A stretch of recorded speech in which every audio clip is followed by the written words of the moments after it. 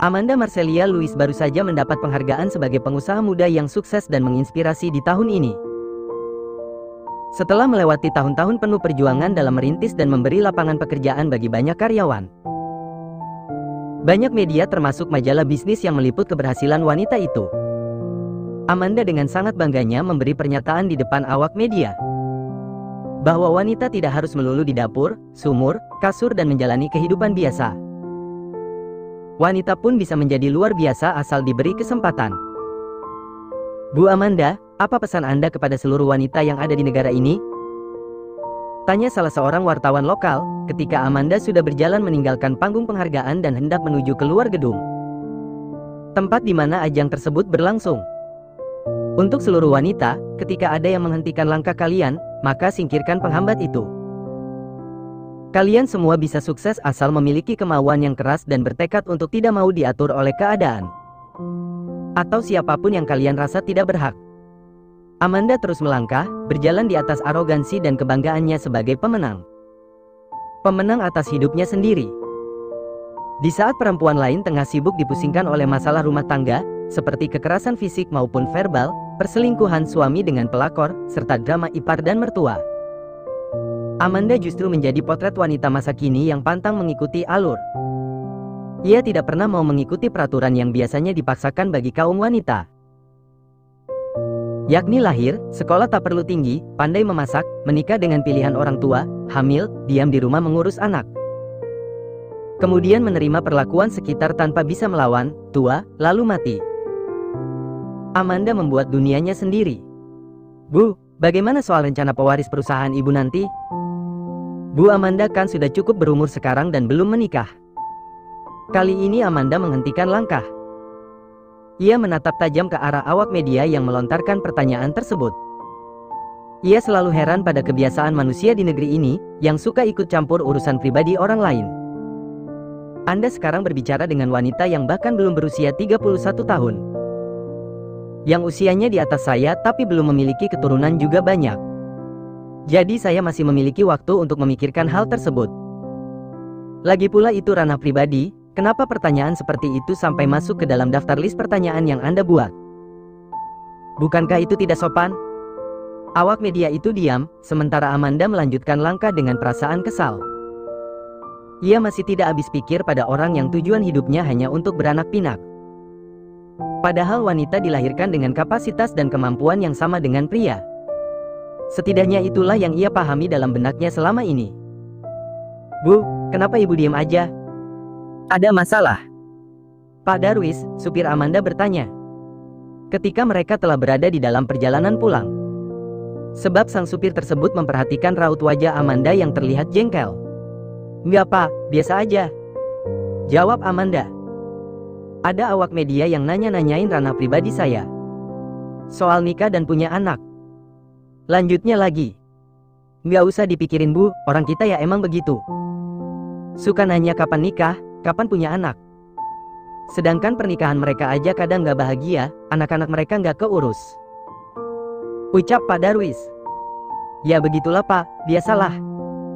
Entar juga sama media ditambah-tambahin itu omongan saya tadi, pasti heboh besok beritanya. Dibilang saya nggak mau nikah lah, nggak mau punya anak. Nanti pasti banyak yang nyinyir ke saya. Ya resiko jadi orang terkenal bu, istri saya yang orang biasa aja bisa jadi bahan gibah tetangga. Apalagi ibu yang cukup dikenal di mana-mana. Amanda tertawa kecil. Matanya kini tertuju pada kaca mobil, yang memperlihatkan bangunan kota dan mobil-mobil lain yang melintas. Jujur sejak Nindya bicara soal siapa pewarisnya kelak, ditambah pertanyaan yang dilontarkan awak media tadi, Amanda jadi benar-benar kepikiran soal siapakah nanti yang akan menggantikannya. Ia adalah anak tunggal dan hanya memiliki sedikit kerabat dekat. Itu pun tinggalnya berjauhan. Ia mau saja mengangkat anak dari panti asuhan. Tapi jika ia tidak memiliki anak kandung, maka garis keturunan keluarganya akan terputus. Mau tidak mau ia harus memiliki anak dari rahimnya sendiri. Tetapi ia sendiri enggan menikah. Ia tak ingin terikat dengan siapapun dan dengan aturan apapun. Ia tidak ingin tunduk dan menurut pada orang lain. Apalagi seseorang itu baru saja hadir dalam hidupnya. Dan lagi pula hidupnya kini sangat tenang. Ia memiliki kebebasan finansial dan juga waktu banyak untuk memanjakan dirinya sendiri. Belum tentu pada saat menikah nanti, semua akan sama seperti ini. Belum lagi jika mendapatkan suami yang merupakan hasil produk patriarki, yang menganggap wanita itu adalah makhluk yang harus selalu tunduk di bawah perintahnya. Menganggap wanita sebagai pajangan yang harus disimpan rapat-rapat dan digunakan apabila ia membutuhkannya di ranjang. Bertugas hanya seputar dapur, sumur, dan kepuasan laki-laki semata. Harus melayani laki-laki dan keluarga laki-laki. Sementara laki-laki terkadang tak menghormati keluarga perempuan. Begitulah yang sering ia lihat di sekitarnya. Namun jika tidak menikah, bagaimana ia bisa memiliki anak? Surrogate mother. Keisa, salah satu mahasiswi Amanda di sebuah kampus, memberi saran padanya. Ketika Amanda bercerita mengenai keinginannya untuk memiliki anak. Amanda sendiri selain CEO sebuah perusahaan, ia juga masih menjadi dosen pengajar untuk mata kuliah desain komunikasi visual di sebuah universitas. Ia mengajar karena iseng dan ingin melihat suasana lain selain kantornya. Sistem ibu pengganti gitu? Berarti anak si laki-laki dan perempuan itu dong, bukan anak saya? Tanya Amanda. Bisa kok, sel telurnya tetap punya Mbak Amanda. Jawab mahasiswi itu. Itu gimana sistemnya? Amanda penasaran. Biasanya kan, kalau ibu pengganti itu kebanyakan disewa rahim dan juga sel telurnya, untuk kemudian dibuahi oleh laki-laki yang ingin memiliki anak. Ujar Keisa. Iya tahu. Tukas Amanda dengan tetap memperhatikan. Itu namanya genetik surogasi, yaitu sewa rahim dengan sel telurnya. Ujar Keisa lagi. Oh, oke. Amanda manggut-manggut. Nah, cara lain juga ada, Mbak. Namanya gestational surogasi, yaitu sewa rahim aja. Gimana tuh? Tanya Amanda. Itu misalkan Mbak Amanda mau punya anak, tapi nggak mau hamil. Jadi pakai sistem bayi tabung atau fertilisasi in vitro gitu deh. Sel telur Mbak Amanda sama benihnya pasangan diproses di tabung gitu. Jawab Keisa. Iya, terus? Amanda masih belum mendapat poin dari pembicaraan tersebut. Terus kalau udah jadi, dimasukkan ke rahim si ibu pengganti ini. Dia yang hamil, tapi anaknya tetap anak Mbak Amanda dan pasangan. Cuma numpang berkembang doang di rahim ibu pengganti itu. Itu kalau Mbak Amandanya nggak mau hamil ya, tapi kalau mau dan rahim Mbak sehat, bayi itu bisa dikandung di rahimnya Mbak Amanda sendiri. Oh ada ya sistem ribet kayak gitu? Lagi-lagi Amanda bertanya. Mbak Amanda kemana aja? Tanya Keisa. Banyak loh artis-artis luar negeri yang kayak gitu. Contohnya Nick Jonas sama Priyanka Chopra, Paris Hilton sama suaminya dan lain-lain. Mereka punya anak kandung, tapi dititip di rahim orang. Lanjutnya kemudian, Amanda pun menghela nafas. Saya nggak terlalu banyak paham sama dunia perkembangan biakan. Saya aja nggak kepikiran selama ini. Jawab wanita tersebut. Mending Mbak Amanda cari aja dulu calon papanya, baru mikirin anak-anaknya. Ujar Keisa. Amanda tersenyum bahkan kini tertawa. Tapi selain itu ada nggak ya sistem lain yang lebih alami? Mungkin ada Mbak. Apa? Keisa berpikir. Nikah siri. Rani menjawab pertanyaan Amanda ketika ia akhirnya pulang dari kampus dan mengutarakan niatnya untuk memiliki bayi. Sebab tadi di kampus Keisa gagal memberikan jawaban atas pertanyaan terakhir yang ia lontarkan. Nikah siri? Tanyanya seraya mengerutkan dahi. Iya, kata lo kan gak mau punya anak di luar nikah. Tapi lo juga gak mau terlibat pernikahan yang sah secara hukum. Solusinya ya, nikah siri. Jawab Rani. Lo tinggal nikah, hamil, melahirkan, abis itu minta cerai. Kalau laki lo gak mau menceraikan, tinggal lo bikin kesel aja. Pasti lo diceraikan. Imbuhnya lagi. Hahaha, gila lo ya. Otak lo nyampe aja ke situ. Amanda memakan gorengan bakwan yang dibuat oleh Rani. Dari dulu Rani memang selalu iseng di dapur dan pasti ada saja yang ia buat. Ya iyalah, itu solusi paling simpel loh. Daripada lo kumpul kebo, lo bisa punya anak, laki lo juga nggak bisa nuntut gono gini kalau lo cerai. Iya juga sih. Tapi masalahnya gue nggak punya calon, ucap Amanda. Ya cari dong, men. Main aplikasi dating kek, ujar Rani. Kayak aplikasi Minder gitu? Atau halo ya? Atau oke jadian? Tanya Amanda lagi. Ia menyebut nama beberapa aplikasi dating yang saat ini tengah hits. Ya gitu deh, mau cari di mana lagi lo? Pasti nggak mau kan lo nikah sama karyawan lo sendiri? Tukas Rani. Iyalah, kan mau cerai ujungnya. Kalau sama karyawan gue, entar abis cerai ketemu mulu dan jadi canggung, jawab Amanda. Lagian bakalan jadi nggak enak juga sama karyawan lain, kalau mereka tahu gue menikahi satu di antara mereka. Entar gue baik dikit ke laki gue karena dia berprestasi, dibilang gue nepotisme. Lanjutnya kemudian, nah makanya, lo download aja itu aplikasi, ujar Rani lagi. Di salah satu ruangan kampus, masih di hari yang sama. Kamu udah telat bayar uang semester beberapa hari, Arka. Seorang wanita tampak berujar pada Arka. Tolonglah Bu, kasih saya kesempatan.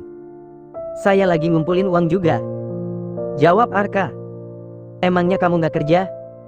Bukannya sering warawiri di iklan? Itu honornya udah dibayar lama, Bu. Bukan kontrak selama iklan masih tayang. Wanita itu tampak menghela nafas dalam-dalam. Saya itu udah sering lokasi kamu keringanan. Beberapa semester belakangan ini kamu selalu bermasalah dalam hal pembayaran.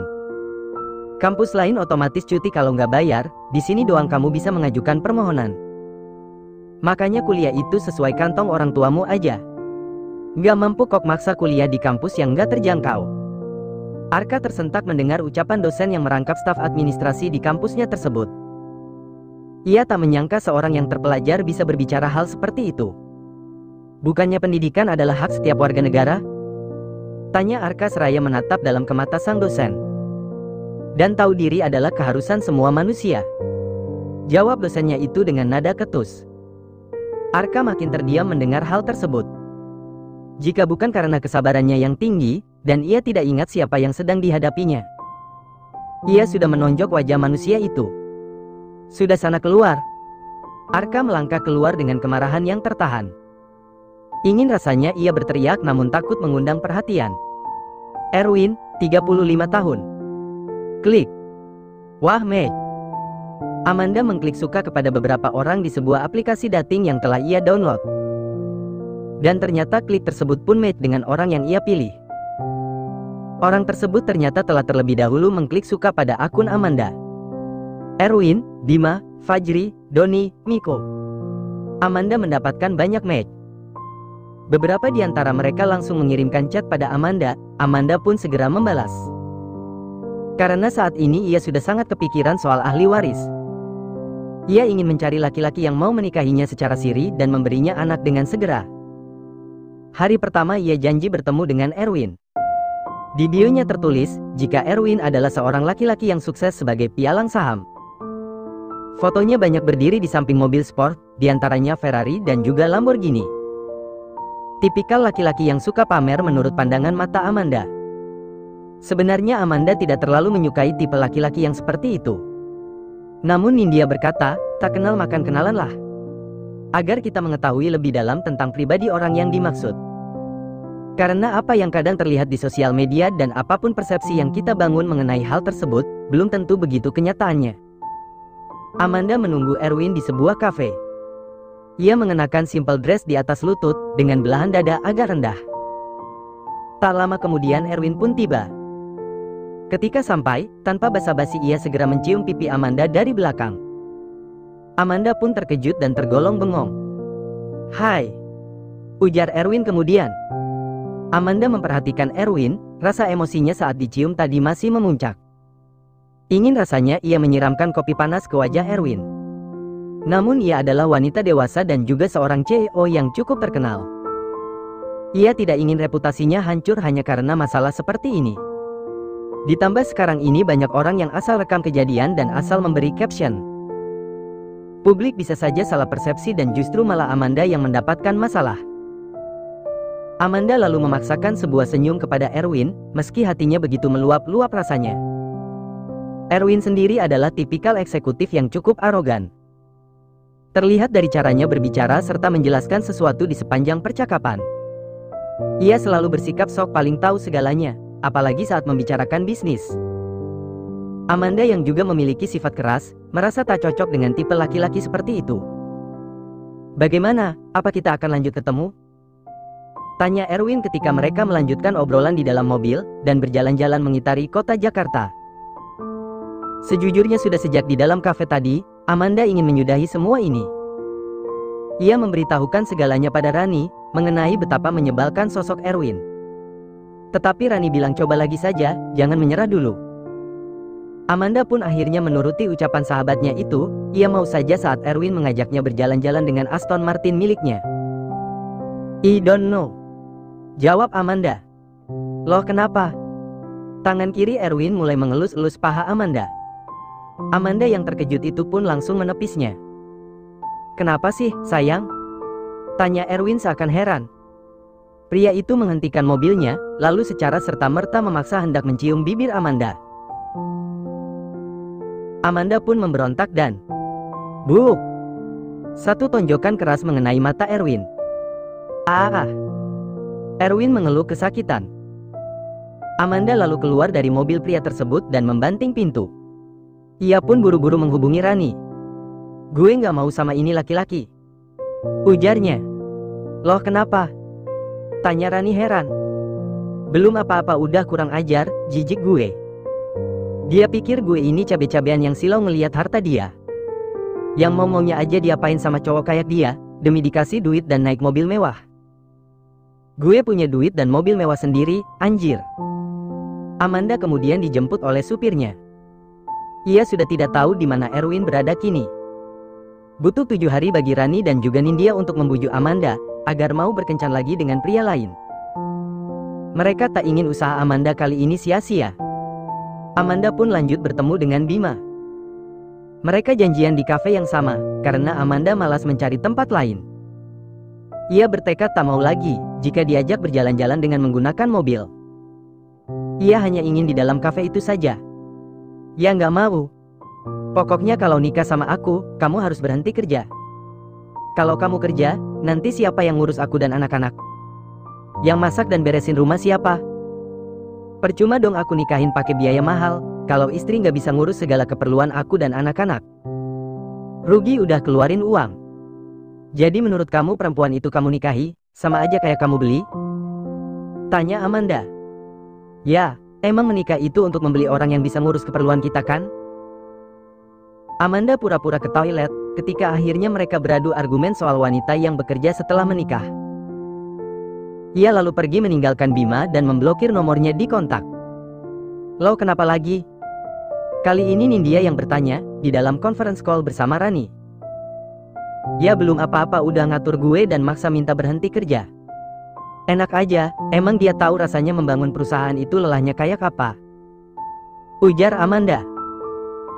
"Dia bilang rugi nikahin dan keluar biaya, kalau perempuannya nggak bisa ngurus dia di rumah. Cari aja babu, nggak usah cari istri. Kalau ujungnya istri dijadikan asisten rumah tangga." Lanjutnya kemudian, Amanda berkata dengan emosi yang meluap-luap. Sementara baik Nindya dan Rani masih fokus mendengarkan. "Cowok patriarki gitu muak banget gue ngeliatnya, dari awal chat udah ngatur-ngatur gue. Kenapa belum pulang jam segini, perempuan gak baik jam segini masih di luar. Padahal gue di dalam kantor bukan di luar, dan itu posisi abis meeting." Gerutunya. "Belum lagi dikit-dikit minta fotoin gue sama siapa aja. Ngeliat ada karyawan laki-laki duduk deket gue, langsung ngamuk. Pengen banget gue seleding kepalanya. Ya udah cari yang lain, jangan yang kayak gitu," ujar Nindya. "Pokoknya kalau nikah nanti, kita tinggal di rumah orang tua aku. Supaya aku bisa berbakti sama ibuku." Fajri, sang pengusaha saffron yang ditemui Amanda di hari berikutnya, memberikan syarat jika Amanda ingin menikah dengannya. Yakni, ia tidak ingin tinggal terpisah dari sang ibu. Amanda belum mengatakan jika ia hanya ingin menikah siri dan belum resmi. "Aku mau tanya, ibu kamu usianya berapa?" tanya Amanda. 60 tahun. Jawab Fajri. "Ibu kamu dalam keadaan sakit?" tanyanya lagi. "Kamu nyumpahin ibu aku?" Fajri mendadak emosi. Bedakan antara pertanyaan dan menyumpahi, ujar Amanda seraya menahan kesal. Enggak kok, masih sehat banget. Masih ikut arisan sana-sini, masih jalan-jalan naik motor, nyetir mobil sendiri, jawab Fajri. Aku itu tipikal orang yang mau ngurus orang tua. Tapi ketika orang tua itu memang sudah tidak memungkinkan lagi untuk tinggal sendiri, aku cuma gak mau tinggal di rumah mertua, ujar Amanda. Ya nggak bisa gitu dong. Gimana mau berbakti sama ibu aku, kalau kita nggak tinggal di sana?